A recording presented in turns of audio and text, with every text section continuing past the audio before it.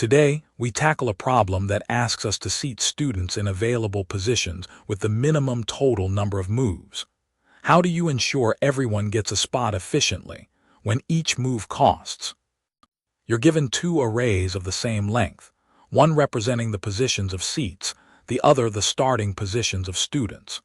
Each move consists of changing a student's position by 1 unit. The goal is to calculate the minimum total moves required to seat every student into a unique seat. The core challenge is finding the optimal student-to-seat pairing. A brute force approach would involve trying every possible permutation of assigning students to seats. For each permutation, you'd calculate the sum of absolute differences between student and seat positions. This means generating n factorial possibilities, and for each, iterating through n pairs.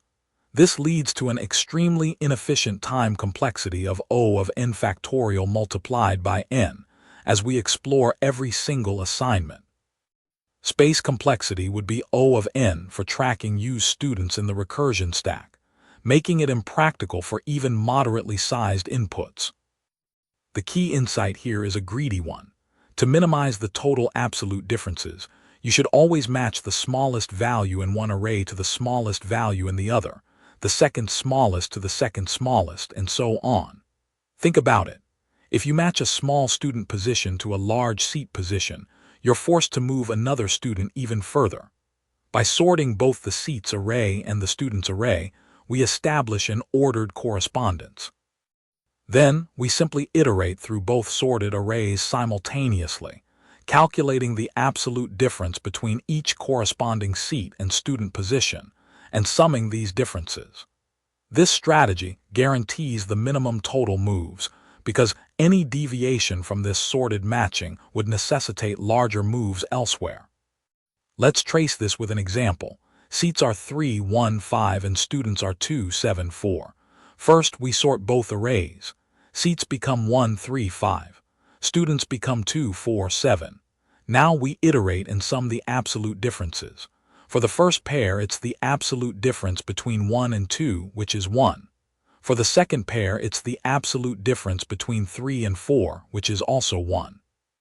Finally, for the third pair, it's the absolute difference between 5 and 7, resulting in 2. Summing these moves, 1 plus 1 plus 2 gives us a total of 4 moves. This is the minimum possible. The final answer for our example is 4 moves.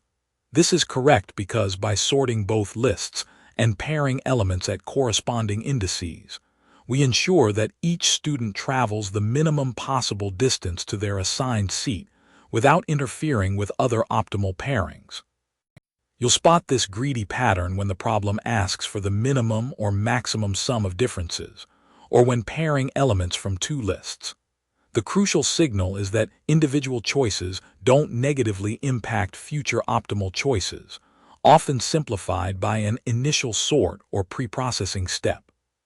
Time complexity is O of n log n due to sorting.